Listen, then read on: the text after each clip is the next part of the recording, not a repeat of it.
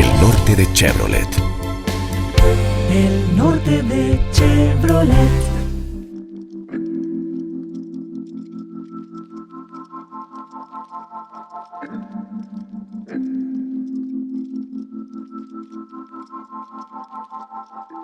Bueno, en alta vibración tenemos el placer de presentar a Rafael Lugo Naranjo, escritor ecuatoriano, articulista y también un gran agitador político, si cabe el término, dentro de las opiniones y también sus artículos han causado mucho, no escándalo, digamos así, sino mucha reflexión social acerca de algunos temas que han sido intratados, intocables y de alguna manera Rafael ha sido valiente al decirlos y al encararlo.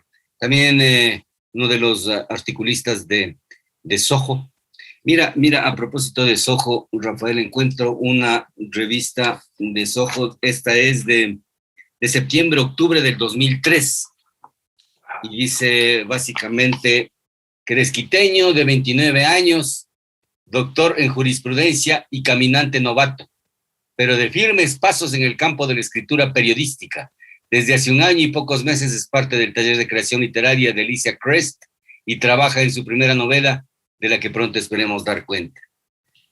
No puedo creer. Ese es el primer texto que publiqué yo en mi vida y fue ahí en Asojo. Ah, qué bestial, ve, en esta Asojo. Yo saqué casi al azar, hermano. Deja ver la portada. Es esta. Sí, que claro, esa es el número de la revista, tiene que ser número 3, 4, 5 máximo. Soho 16, dice. A ver. Soho 16, claro, probablemente haya unos textos míos anteriores, pero claro. 2003, wow. Claro. Wow. 29 años ahí. O sea, loco, hace 20 años, porque yo estoy cerca de los 49. Ya, claro, yo estoy cerca de los 59. Pero es súper importante que nuestra colectividad conozca quién es Rafael Lugo. ¿Dónde te coge la niñez? ¿Dónde creces? ¿Dónde te encuentra la literatura? ¿Cómo fue el niño Rafael? ¿En dónde creció? A ver, mis papás tenían una hacienda en La Tacunga y yo vivía en Quito. Entonces, yo crecí entre Quito y la hacienda, porque allá nos íbamos cada viernes y volvíamos domingo en la noche, cada feriado, cada vacación nos íbamos a la hacienda.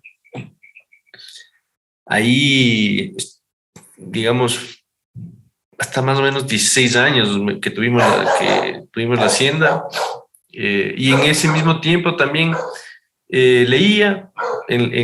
Mi viejo me llevaba libros que compraba en Quito y a mí me encantaba leer y me leía Las Vistazos de ese entonces, que eran unas gordas ediciones mensuales, gordas, que costaban 100 sucres. Entonces siempre me acuerdo haber estado leyendo cosas de lo que pasaba en el país y afuera. Entre que salía también a caminar, a oler la caca de vaca, que es el olor más rico del mundo, pasear con mis perros, tenía una moto, me subía a los caballos. Pasé entretenido y con mucho tiempo para andar solitario ahí pensando. Bien. O sea, no me quejo de esa época. Esa hacienda ya fue incluso atravesada por una carretera. Había unos árboles gigantescos de molle enormes donde subía a jugar con mis hermanos que fueron talados. Así que ya prefiero ni darme una vuelta por ahí porque ya no me voy a encontrar con nada de lo que me encantaba cuando era niño, ¿no? Y en Quito la dinámica del colegio y la escuela, ¿no? Había poco que hacer. Yo te hablo de los años 80, 4 canales o 5 canales de televisión. No había ni siquiera control remoto, entonces había que chuparse hasta las propagandas.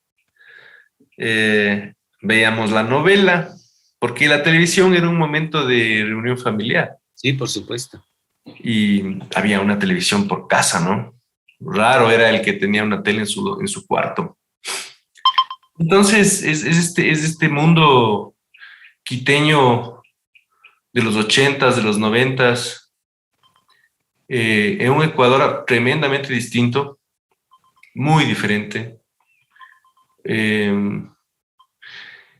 donde yo al final, en el año 98, me gradué ya de abogado y empecé a jugar a ser adulto, pues. Ya, Ese sería el resumen sí, de porque, la juventud y la niñez. claro, y las lecturas que te llevaba tu papá, ¿las elegía él o tuviste oportunidad también de hacer elecciones tuyas? No, yo elegía porque él tenía una buena biblioteca, pero él también compraba cosas al ojo que resultaban buenas. Él también muy buen lector, entonces con muy buen criterio. Eh, y mis propios libros, yo tenía también mis colecciones de libros y la típica enciclopedia Salvat que todos tuvimos en ese Sí, sí. entonces. Eh, pero digamos unas lecturas, hijo, yo creo que me leí, vos debes haber leído este libro, estoy seguro, güey. El retorno de los brujos. Claro, claro, Jacques Bergier. Exacto. Y ese libro yo leí a los 14 años, creo. Claro, tremendo. Y a la misma edad también creo que me leí Huckleberry Finn o a Julio Verne, cosas así, ¿no? Ya. Y tengo todavía el libro del Retorno de los Brujos, que era de mi viejo, lo tengo yo guardado en mi oficina. Entonces, lecturas de distinta índole, ¿no? No había, no estaba yo, digamos, destinado por orden familiar solo a leer cosas de mi edad. Ya. Pero Estaba, ahora que ha pasado tanto tiempo y luego de haberte un poco también conocido mucha gente como articulista y también como que hacías cuentos con el personaje de Iñaki Pontes en Soho, de repente, ¡prum!, la novela. ¿Cuál es tu decisión? ¿No te alcanzaban ya los artículos? ¿O cuál fue el primer artículo que de pronto, bueno, hablemos, ¿cuál fue el primer artículo o cuento que publicaste? Dijiste, a mi ver, primer texto publicado en Soho fue un texto en el que yo contaba mi experiencia y mis reflexiones con esto de ir a comprar condones ya.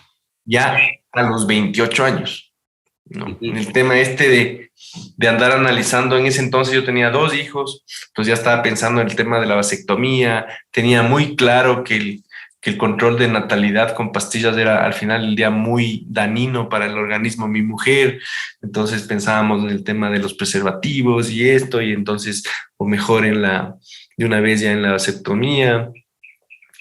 Y me acuerdo que a los 28 me fui a una farmacia a comprar preservativos y esperaba que la señorita que estaba vendiendo, ella se avergüence un poco el tema, ¿no?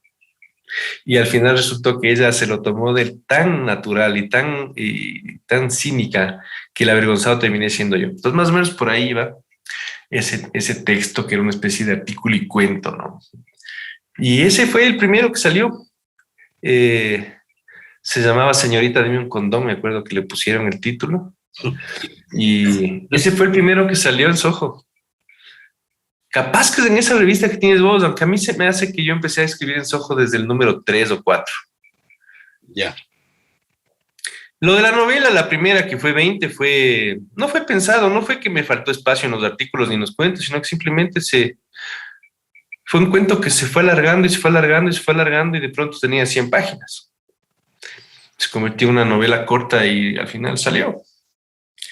No había una necesidad ahí En de esa, más tamaño. en esa novela 20, que, que después forma parte de una trilogía, en esa novela 20 suceden algunas cosas interesantes en lo que se refiere a la narrativa que se estaba desarrollando en este país. Todo el mundo estaba buscando estilos, todo el mundo estaba buscando, qué sé yo, cosas extrañas y tales, pero tú saliste con un texto en donde era prácticamente una historia muy común que suele suceder, pero donde hay un asesino, y este asesino es un asesino puta, especial, ¿no?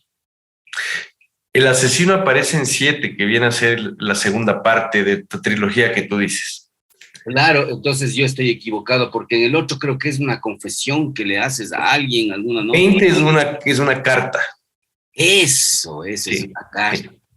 Pero ese personaje todavía no devenía en el asesino que se manifiesta en 7. Claro, Iñaki es el uno, Iñaki es en el 1, y después tiene otro personaje. Iñaki. Y en el 7, ¿cómo se llama? En 7 se llama Íñigo, me parece. Íñigo, sí, sí, sí. Esa novelita la tengo hiper subrayada. Sí, y en 207 el asesino ya se jubila, pues. Ya, o sea, y en esa trilogía casi siempre existe como un alter ego, ¿no? Denominado Ignacio o Nacho. Ignacio es el personaje en 207. Lo que pasa es que yo lo que hice fue que es básicamente el mismo personaje con 3 nombres distintos el mismo nombre en 3 idiomas diferentes. Ya. Iñaki, Íñigo e Ignacio me parece que es en catalán, en Sí. vasco y en castellano. Sí, no.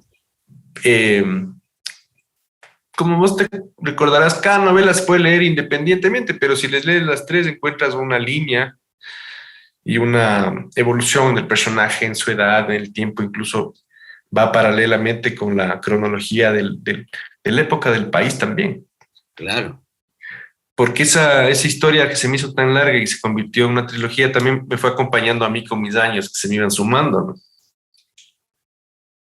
Y ese, o sea, este propósito con el que,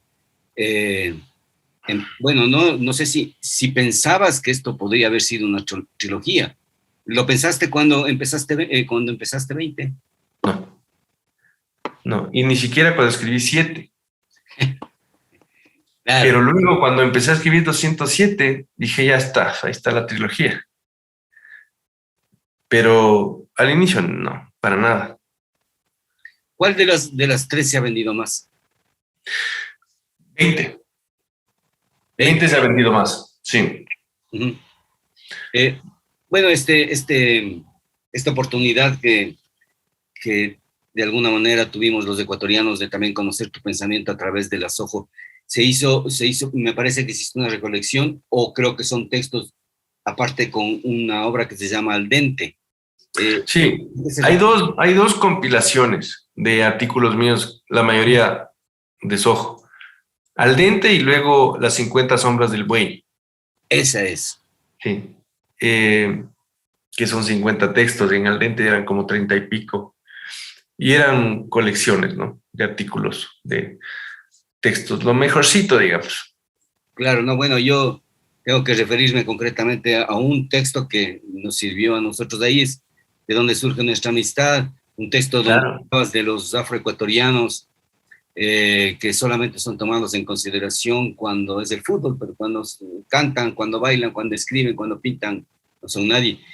Y desde ahí es que empezamos un poco nuestra amistad, Rafael, y yo creo que tú has tocado muchísimos temas que no, o sea, pueden ser tratados por la sociedad ecuatoriana, pero no han sido debidamente analizados ni reflexionados. Por ejemplo, el tema de la cannabis, estuve leyendo un artículo tuyo donde hablas, sospechas o estás muy clarito en el hecho de que qué jodido hacer comercio, o sea, un comercio de algo que es posible que nos saque de la pobreza. Es que como todo país pacato, y además este no es un país productor de ideas, este es un país que consume lo que viene de afuera. Entonces nuestra moral ha sido dirigida siempre por pensamiento de ponte Estados Unidos. Curuchupa. No, o sea, sí, Curuchupa, porque en Estados Unidos la prohibición del alcohol, la prohibición de la marihuana tenía siempre vinculaciones religiosas y moralistas. Entonces, cuando empieza el movimiento, aquí la marihuana era palabra prohibida, ¿no es cierto? Y cuando empieza el movimiento en Estados Unidos para recuperar lo que era el cannabis y empiezan a acordarse que hasta las velas de las carabelas eran hechas con cáñamo Imagínate. y que el consumo era totalmente natural y no era esta puerta al infierno que nos querían vender. Cuando empieza a darse esos cambios en Estados Unidos, acá empezamos también nosotros a pensar en eso. Entonces, claro, vamos a ir mucho más lento, porque no somos los dueños de las ideas nunca. Entonces, hasta copiar, vos sabes, siempre se demora. Y en la copia, por lo general, no se copia bien. Y, por supuesto, el cannabis es un mercado, tiene grandes potencialidades, etcétera, etcétera, pero acá Bueno, no sé cuándo podamos hablar de hay la una marihuana con campaña propiedad. de legitimar. Ahorita salió un reportaje en Teleamazonas acerca de una iniciativa que tiene un agricultor o un empresario en Cayambe y que anda súper feliz porque le resultó bastante exitoso y realmente como que se muestra la posibilidad cierta de que puede ser un negocio fructífero, pues, sobre todo en estas épocas, asumir de pronto que existe esta posibilidad es realmente sensacional, pues. O sea, es mejor, por supuesto es mejor como lo que hay ahora a lo que había antes, que era prohibición y tabú, ¿no? Pero podría ser mucho mejor, se pudo haber considerado otras formas de producción. A los pequeños productores no les dan chance. Tienes que tener Sí, un mínimo de hectareaje en cielo abierto, instalaciones. Es complejo, ¿no? Yo nunca estuve de acuerdo, me pareció de eso se está hablando desde discriminatorio, muchísimos años.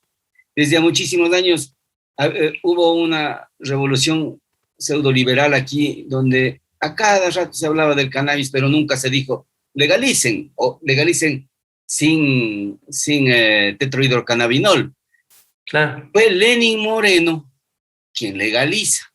Lo mismo el aborto por violación, Lenin Moreno, o sea, realmente por curuchupas la Revolución Ciudadana cometió equivocaciones como estas.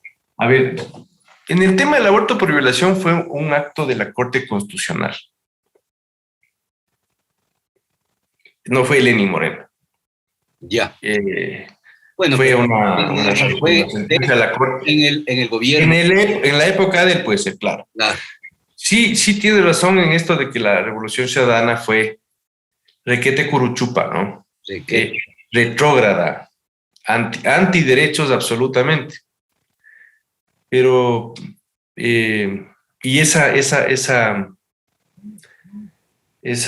moralina tan hipócrita además, porque no resultaron tan morales, claro. muy preocupados del sexo ajeno, pero no tan preocupados del manejo presupuestario responsable. Entonces, sí perdimos mucho tiempo. Ahora, siempre, si tú te fijas en el avance en los avances que ha tenido el Ecuador con respecto a las minorías, nunca han sido realmente los políticos los que han dado el salto. Los políticos van siempre con la mayoría. Entonces, si perciben, si sospechan que la mayoría está a favor de tal cosa, nunca lo van a cambiar, porque los políticos son prostitutas del voto. Y si vos ves el voto, cuando se autoriza el voto femenino en el Ecuador, no fueron políticos, fueron jueces del Consejo de Gobierno. Cuando se despenaliza la homosexualidad en el 97, fue el Tribunal de Garantías Constitucionales, no fueron políticos, ¿no es cierto? Cuando se aprueba el matrimonio del mismo sexo y cuando se aprueba el aborto por violación, fueron jueces constitucionales, no fueron políticos. ¿Ves? Entonces, y lamentablemente el Ecuador siempre depende, usualmente está dependiendo del político electorero que está viendo para dónde va el viento, no está siendo responsable, no está pensando en las minorías, que es lo que realmente es una democracia, sino que está viendo qué le va a dar más votos, ¿no? Brother, si es que aquí mañana amanecen los ecuatorianos, no sé, con la idea de que podemos, no sé, fumar marihuana tranquilamente y que resulta que la mayoría de ecuatorianos piensa que eso debería ser posible, pasado mañana la Asamblea va a votar a favor. Pero es porque van a estar pensando siempre en la mayoría, no en lo que se tiene que hacer, ¿no? Bueno, hay que explicarles también a nuestros amigos que Rafael es abogado.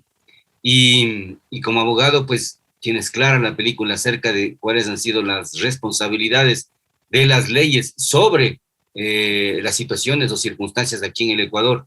Pero ha habido, por ejemplo, la ley esta del pago de pensiones alimenticias. ¿Eso también lo hicieron los abogados o también hubo una incidencia política? Por ejemplo. ¿Vos te refieres al Código de la Niñez? Sí. Bueno, ese es un resultado de un avance de muchos años. Antes del Código de la Niñez también había una normativa que protegía a los niños. O sea, cuando aparece el concepto del interés superior del menor, ¿no es cierto? Que el guagua está por encima de la pendejada que puede estar pasando entre los taitas.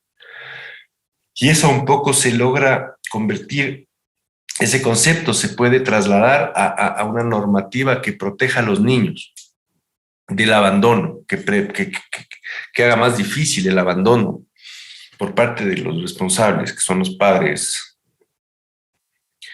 Tienes como resultado las normas que hay. No son normas perfectas, ¿no es cierto? Porque tú no puedes hacer una ley para cada quien. Tienes que hacer leyes generales y tratas de que funcionen lo mejor posible para la mayoría. Y terminaron siendo, por supuesto, normas elevadas a leyes en el Congreso en su momento y en la Asamblea, ¿no? Pero ahí no hablamos de minorías, hermano. Ahí no hablamos de esta disputa de minorías. Claro, claro. No, es lo que te decía antes, algo que pueda generar un impacto social, ¿no? Algo que mucha gente está en contra porque este país es curchupoide, es conservador, y entonces todo lo que le suena a minoría sexual ya se empiezan a espeluznar las personas e irse en contra de eso, que es lo responsable, porque tú tienes que pensar en las minorías. De ley. Eso es lo que los políticos no hacen normalmente. Pues. Claro, claro. No hacen. Entonces, y ha sido labor de los jueces. Y si por eso mismo nos hemos demorado más, ¿no? Yo precisamente había leído algo acerca de tu relación con la ciudad, con Quito, esencialmente, y en algunos artículos también se sentía tu afán por defender de los políticos a Quito. Aquí dice, por ejemplo, Quito asila a 2 millones de enemigos y un puñado de habitantes. Todavía es una recoleta en el sentido antónimo de mundana, porque fiscaliza mucho más de lo que lee y critica mucho más de lo que entiende. Mi ciudad habla con pensamientos prestados, se parece a mí, que solo digo y hago lo que me mandan mis órganos más básicos hasta que emerge del sopor y cambia la historia a fuego. Este amor que tienes por Quito, ¿qué estás viendo? ¿Cuál es tu opinión de lo que está pasando ahorita en la capital? Jurídicamente hablando. No, verás, Quito no es el Quito en el que yo crecí. Quito es una circunscripción política, territorial, pero hace mucho tiempo no es una ciudad. Quito se ha conformado en su gran parte, si tú vienes desde el sur, si vienes tú por la Simón Bolívar, ¿no es cierto? Y ves al sur, desde el sur hacia el norte por la Simón Bolívar, y ves a tu izquierda, tú ves una gigantesca cantidad de barrios. La mayoría, te diría, invasiones que han sido legalizadas en el tiempo. Invasiones de migrantes de otras provincias que en vez de llegar a incorporarse a la ciudad, llegaban a invadir los arrabales ¿no? Y luego a esperar que lleguen los servicios básicos. Entonces, una de las labores a las que se dedican los alcaldes de Quito es legalizar barrios, legalizar barrios, legalizar barrios, legalizar barrios. Al norte pasa algo similar, al extremo norte. Y en los valles pasa algo similar. No a nivel de invasiones, pero ¿qué es Quito ahorita? Un conglomerado de invasiones legalizadas, por un lado, y por otro lado, de urbanizaciones cerradas. Condominios. De condominios y de urbanizaciones. Yo vivo en una urbanización cerrada, ¿no es cierto? Y entonces, yo ya no le puedo encontrar una identidad a esta ciudad. Hace muchos años yo no sé qué es Quito, no sé qué identidad tiene, no sé qué representa. Estoy convencido que casi no tenemos nada en común entre los quiteños.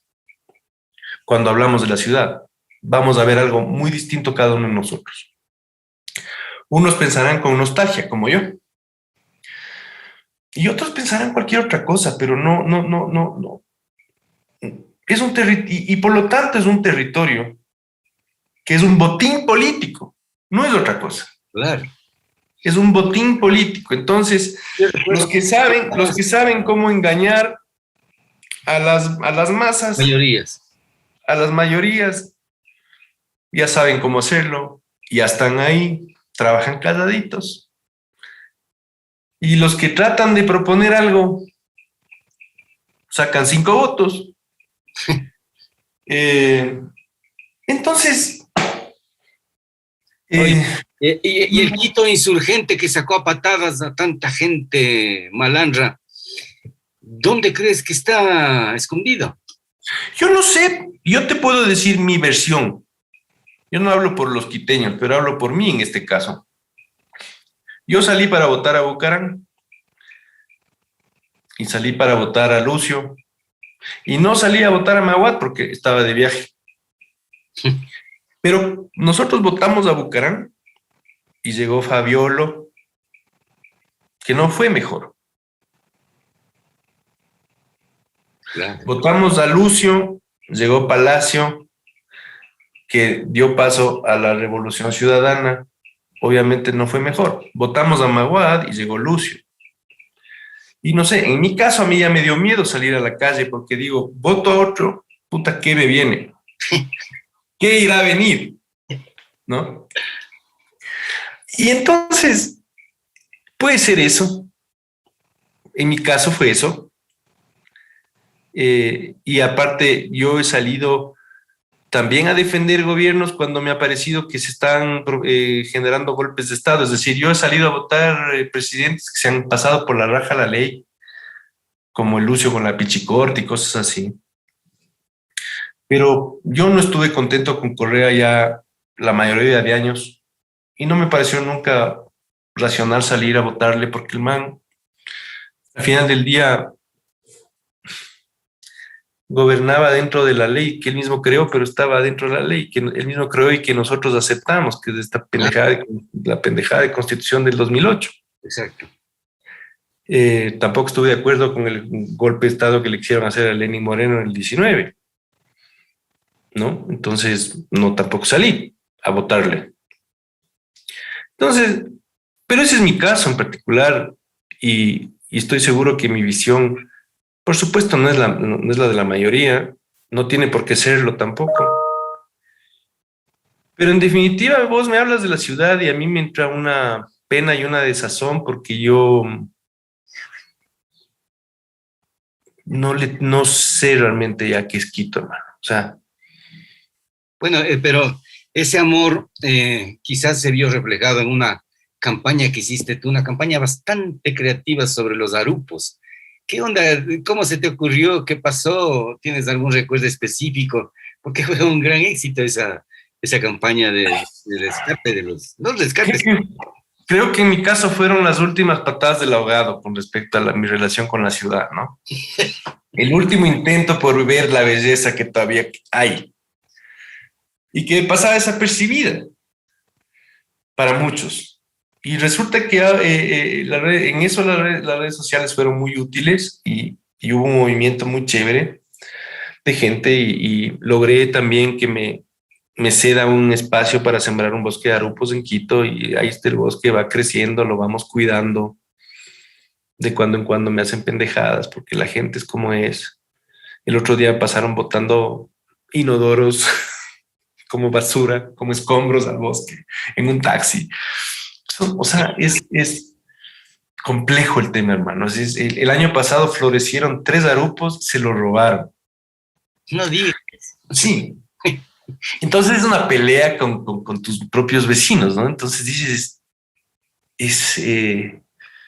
supongo que algún día ese bosque se llegará a consolidar y se podrá ver y podrá defenderse solo. Bestia. Pero Estás como la Mariana Andrade que pone basureros alrededor del 8:30 y se le gabelan. sí, claro. Entonces, yo he dado ya mis últimas patadas de ahogado con relación a Quito y creo que esas fueron el tema de los arupos. Y ahí están. Y justo estamos en verano, un verano muy lluvioso en Quito. No sé cómo está en Ibarra. Ha llovido mucho, entonces los arupos no han florecido tanto como deberían porque necesitan sequía, necesitan el verano seco para florecer. Ajá. Pero ahí aparecen todavía y a veces me mandan fotos a mi teléfono, gente que ha visto un arupo y todavía se acuerdan de mí por los arupos y me parece una maravillosa forma de ser recordado. Que un árbol haga que piensen en mí, me parece que al final que salí ganando fui yo. Totalmente. Y otro de tus pasiones son los animales. ¿Todavía estás viviendo en un sitio donde había muchos animales? ¿Cuántos animales tienes en tu casa? Y un tiempo vivimos en mi finca. Ahí teníamos como 30 y pico animales rescatados de todo tipo. Más era una iniciativa de mi mujer. Yo ahí obedezco nada más. Pero estamos viviendo acá en Tumbaco, en la casa, y acá tenemos 5 perros y 3 gatos. Suficiente. Suficiente, pero son chéveres los animales, es delicioso. Ahí tienes tu perro, hermano. Vos sabes lo que es changarse al perro, es lo más rico. Total. Lo más rico. ¿No? Es excelente. Y bueno, en este tiempo, ¿qué estás preparando literariamente? Quizás algún texto precioso, alguna recopilación o alguna otra novela, quizás. Verás, me estoy recuperando porque durante la pandemia no fue una buena época para producir. No era una época de contemplación ni de... Sí. No. Y estoy empezando a recuperar las ganas. Es que llega un momento que yo estaba empecé a escribir la segunda parte de mi novela satírica, La Tripa Mística. Eso es también increíble. Y la realidad ya me dejó de parecer cómica, hermano. Sí. Ya fue demasiado. O sea, como que se nos fue la mano en una realidad muy de mierda. Sí, súper apocalíptica, bestia. Sí, desde octubre del 19 en adelante se puso hecho mierda y ya dejó de ser para mí fuente de sátira y ya fue trágico. En realidad, sí. Y como no tenía ninguna intención de ponerme yo a describir la tragedia, más bien dejé que pase el tiempo y ahorita estoy con me están empezando las ganas de retomar ese tema. Porque creo que ya puedo volver a reírme otra vez de la pendejada que somos. Entonces, tengo por ahí unos pocos capítulos y pienso que y rato menos pensado comenzar de nuevo ese proyecto, porque está avanzado en el tema conceptual y el esqueleto, vos sabes, ¿no? Cómo se va armando un montón de ideas que luego tienes que ver cómo les juntas. Entonces, pienso que en este año tal vez ya termine Tripa Mystic 2. Tengo otra novela en la cabeza. Tripa Mystic, hay un dios que usa zapatos de esos Glock, creo que es, ¿no? Los Crocs. Los Crocs. Glock, oye, decís que Glock es una pistola. La Glock es la pistola, brother. Unos Crocs. Y la pistola de teflón. En este qué hacer, pues precisamente porque se nota que siempre estás inquieto buscando alternativas un poco también para tu desarrollo personal. Pero tus opiniones acerca de lo que pasó en la pandemia sí tienen que ser importantes en el sentido de que tú tienes una visión muy clara acerca de las cuestiones políticas que ha vivido este país. O sea, fíjate, el tratamiento que le dieron los socialcristianos a la pandemia fue tenebroso. Estuve conversando recientemente con Andrés Crespo y me decía que él lo único que siente es asco de tantas estupideces que se hicieron en ese entonces, ¿no?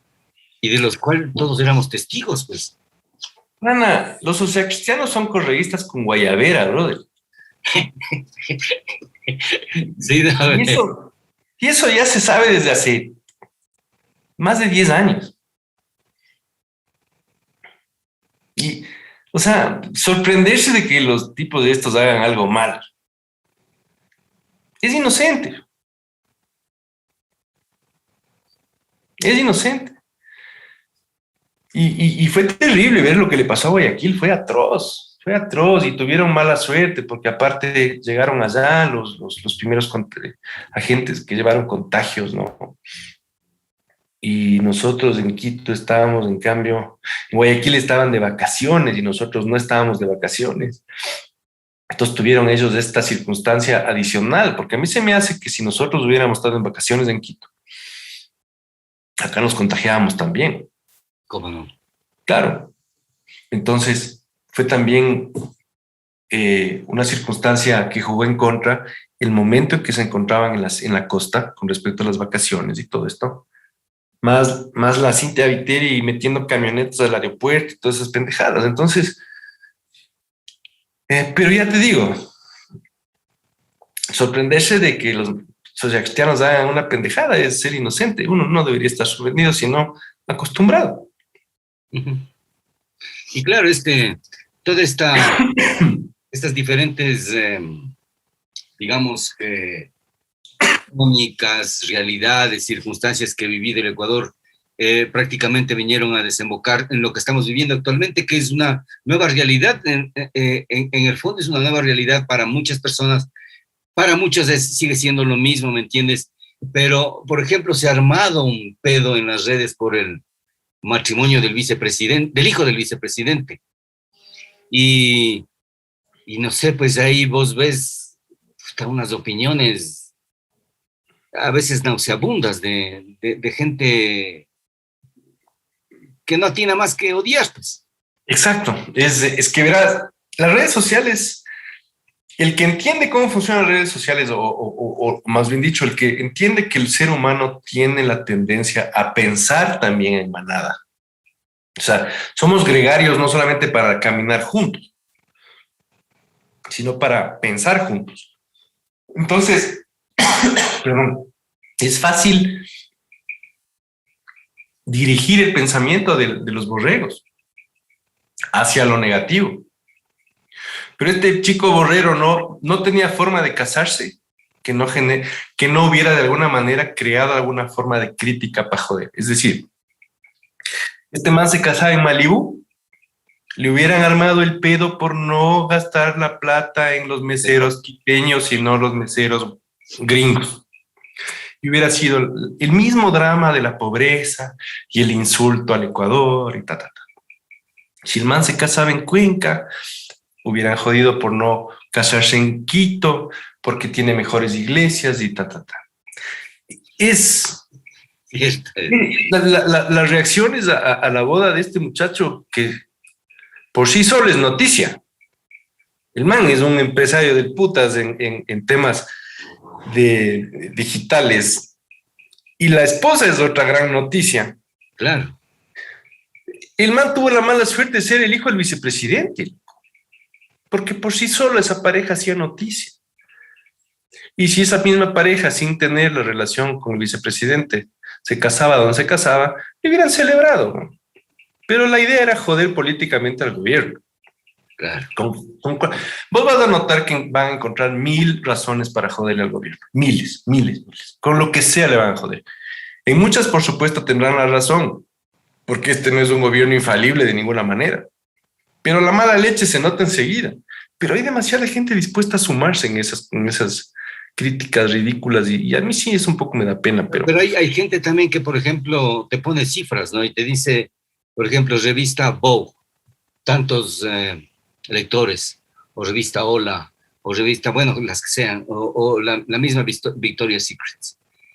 No es que sean, o sea, con lo que tú dices, ¿no? El Borrero, este joven Borrero, hizo mucho más de lo que hace el Ministerio de Turismo, por lo menos dos. O sea, la boda de este man resultó mejor publicidad para Quito que el All You Need is de Ecuador. Sí. ¿Te acuerdas esa campaña? Y esa campaña que estuvo en el Super Bowl y creo que duraba 30 segundos y nos costaba como $3 millones. Era una millonada. Y esta boda, ves cómo la trascendencia que ha tenido, yo creo que al final puede haber resultado beneficioso para la ciudad o para el país. ¿Quién sabe? Pero al final del día, brother, es un matrimonio nomás. O sea, puta, hay que ser bien de parroquia para quedarse 15 días pensando o hablando y jodiendo sobre el matrimonio de alguien, sea quien sea. Claro, y es que sacan, por ejemplo, notas diciendo es que las brechas sociales y que cómo la opulencia va a estar por sobre el nivel de la pobreza y tal. O sea, sí, son unos discursos cantados mal bien dichos hoy. Sí, sí. O sea, el discurso del odio, promover el resentimiento es el deporte y el ego y la envidia es el deporte nacional. Y no le sirve a nadie, ni siquiera al envidioso, ¿no? Sí, ni siquiera al envidioso. Incluso soltaron informaciones falsas, decían que los milicos habían limpiado la plaza, que se había utilizado el poder político para favorecer a la boda, cosa que no fue cierta. O sea, había una intención de joder, había, evidentemente, ¿no? Y claro, en este país ahorita vos dices rico y ya creas un contexto para generar algo, ¿no? ¿No? Pero, pero el pueblo y esto, entonces... pero también hay unos... Al final solo sirve para dominarte mentalmente, ¿no? Sí, para controlarte por el odio. Sabes que yo concuerdo mucho contigo en el hecho de que esos discursos de odio precisamente fueron creados a propósito de levantar cortinas de humo, a veces silenciar opiniones, y también eran una avalancha. Las redes sociales son tenebrosas en cuanto y en tanto se reproducen malamente, es decir, con esa visión de haters que lo único que buscan es medrar un poco sobre la miseria humana, ¿no? Y ahí es donde la gente No hay límite. Sí. No hay límite. Y notas cómo hay una cultura de cancelación súper fuerte acá, ¿no? Ahora, si le critica el Villavicencio a la vicepresidenta, la man dice, es porque soy mujer indígena y amazónica. Por lo tanto, cállese. Tienes que cumplir los 500 requisitos que los santos, los grandes sacerdotes de todas las sectas que hay en este país, todo es una secta en este país, los grandes sacerdotes te dicen, si tú calificas como verdadero feminista, como verdadero defensor de derechos humanos, como verdadero animalista, como verdadero socialista, como verdadero católico, y tienes que cumplir con el decálogo de estas eminencias que autoproclamadas somos sacerdotes de cada secta, y si no eres traidor, o mejor cállate, no hables. Así se maneja ahora, ¿no? El tema, ¿no? Tremendo. Yo veía el otro día unos amigos, me contaron, porque yo no estoy en redes, que unos amigos, dos amigos en Twitter, por hacer preguntas muy políticas y muy sensatas y respetuosas a un par de mujeres, les armaron una campaña de acosadores. Acosadores de mujeres. ¿Por qué? Porque nos acosan con sus preguntas. Imagínate, hermano. Imagínate.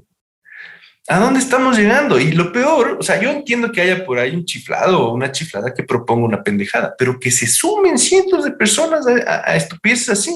A linchar mediáticamente. Y a linchar mediáticamente por algo obvio, de una conversación normal, de una pregunta sin ningún tipo de grosería o ataque o amenaza.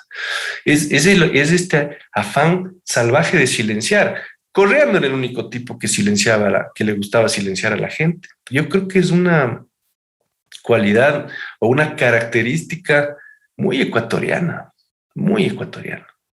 Uh-huh. Disentir aquí se toma como ofensa, criticar se toma como ofensa, sugerir se toma como ofensa, proponer es casi una ofensa, ¿no? Y todos son dueños de la verdad. Esa es la otra cosa. Todos son dueños de la verdad. Entonces, difícil crear, en este país no hay masa crítica para generar debate, un debate constructivo. Todo, casi todo, si no todo, termina cayendo en el mismo fango. Y al final la gente se termina aburriendo de eso, ¿no? Ya más bien se abre. Claro. O sea, los resultados están viéndose paulatinamente como el Ecuador es, si bien una nación esquizofrénica, sigue su rumbo, pero ya no le gustan tanto. Ya como que no le gustan un poco los caudillos, pues, y a la larga se aburre precisamente de ellos. Se aburre del caudillo, pero quiere otro. Esa es, pues. O sea, no es que quiere salir del caudillismo para entrar realmente a una verdadera democracia. No. Quiere cambiar de caudillo nomás. Verás, ¿vos te acuerdas de esa frase de este anarquista ruso que decía, Bakunin, la única iglesia, no, Sorokin, Sokorin, alguno así, que decía, él dijo, la única iglesia que alumbra es la que arde, ¿no es cierto? Ya. Pero acá la gente lanza fuego para construir su propia iglesia. Uh-huh. Es al revés. O sea, las iglesias no solamente son las iglesias católicas del centro de Quito o del centro de Ibarra. Iglesia es cualquier agrupación de fanáticos que se creen los dueños de la verdad, los llamados a salvar el mundo y que se callen el resto o que se conviertan a tu idea. Qué bestias, ¿no? Todo eso es y eso ves en todo lado.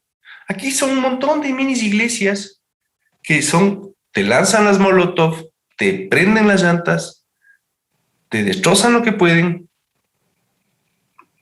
pero no para quemar la iglesia, sino para edificar su propia iglesia. ¿Me explico? Sí. Puta, y eso es la condena a seguir cada vez yéndonos más al carajo. Porque ¿qué sociedad vamos alguna vez a poder construir si el principal ingrediente es el odio? Claro. ¿Crees todavía tú que hay esos patriarcas de la componenda que hubieron en alguna ocasión aquí en el Ecuador? Por supuesto, pero absolutamente. Y además que responden ya a intereses internacionales. Absolutamente, ahí sí. Claro. Claro, y de esos que vuelan en avionetas por Manabí, hermano. Claro, ya no jalan otra cosa, sino especímenes. Estamos tomadísimos por esa pelea. Uh-huh. Y es una verdad ineludible. Yo pienso que este tipo de diálogos con una personalidad como vos ayudan a clarificar un poco ciertos sentimientos de, no digamos de ignorancia, sino de ambigüedad en la que hemos estado sumidos, porque no se sabe o no se sabía exactamente qué es lo que sucedía. Me pasó algunas cosas raras precisamente en las elecciones, cuando, por ejemplo, comencé a ver cierto tipo de documentales que no eran pues precisamente que favorecían a Correa, sino, por ejemplo, propaganda de Carlos Andrés Vera, y otros que eran así como nadie les paraba bola. pero ya después, cuando se pone a analizar un poco y salvando distancias, te das cuenta de que estuvimos realmente en un estado de propaganda. Sí. O sea, el Carlos Andrés es uno de mis grandes hermanos. Es un tipo que actúa siempre con decencia. Y el esfuerzo que él ha hecho por contar la historia, que se trató de tapar por muchos años, es admirable. Yo no me hubiera atrevido a cómo él se ha jugado incluso la vida en ese periodo. Y ahí está, pues. Pero Propaganda luego ya tuvo cientos de miles de reproducciones. Ajá. Y Cabos Sueltos, cientos de miles de reproducciones. Y de pronto empezamos a abrir los ojos. Pero esto nos tiene que llevar a otra fase. Y es lo que yo no sé si, no creo que llegue a pasar. Es decir, no sirve de nada lo que hablamos hace un ratito. Seguir cambiando simplemente de aburrirnos de un tirano para cambiar de tirano. No, la idea es aburrirnos de la tiranía. Exacto. Y vivir un poco procesos democráticos en los cuales tengamos intervención directa a través de formas alternativas de participación ciudadana, porque todos somos ciudadanos que debemos comprometernos un poco con la sociedad de una u otra manera. Pues no sé si... Antes de eso, incluso, porque ahorita estás planteando el sistema. Ok, pero el sentimiento previo, ¿cuál es? Te cuento una experiencia para tratar de explicar lo que te quiero decir. Yo he estado en contra de las corridas de toros por muchos años, porque a mí me parece que un animal no tiene por qué ser maltratado de esa forma, torturado de esa forma tan atroz. Y me he opuesto a las corridas de toros. Conozco gente, me he reunido con gente que se oponía a las corridas de toros también, pero su finalidad, y me lo han dicho, era quitarle una fiesta a la burguesía quiteña. Es decir, teníamos el mismo fin, pero por dos razones muy distintas. Ya por odio. Claro, entonces yo les dije, oigan, yo creo que nos sería mejor si es que nos movemos por el amor a los animales que por el odio a un determinado grupo social, que no necesariamente nos ha hecho algún daño, ¿no es cierto? Y no, o sea, no hay tal. Ese man.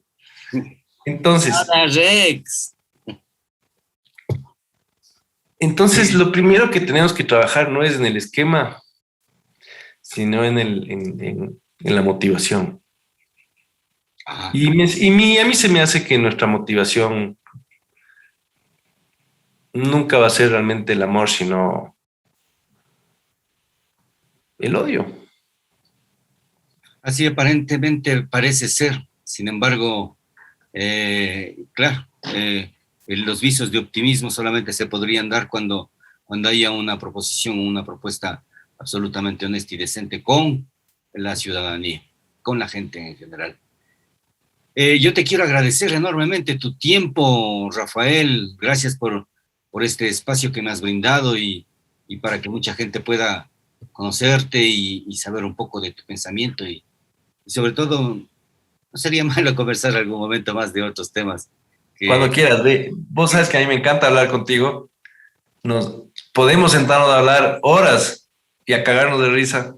Sí. Y por lo general no estamos de acuerdo en un montón de cosas y somos panas, ¿no?